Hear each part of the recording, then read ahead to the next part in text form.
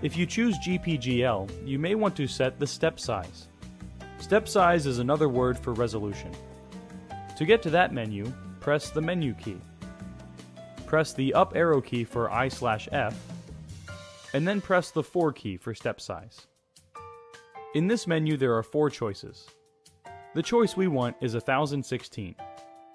This will give us good resolution with reasonable speed. Something important to remember is that the resolution set here has to reflect the resolution in the software. Some software applications will automatically set this for you. Refer to your software manual for details and set it accordingly.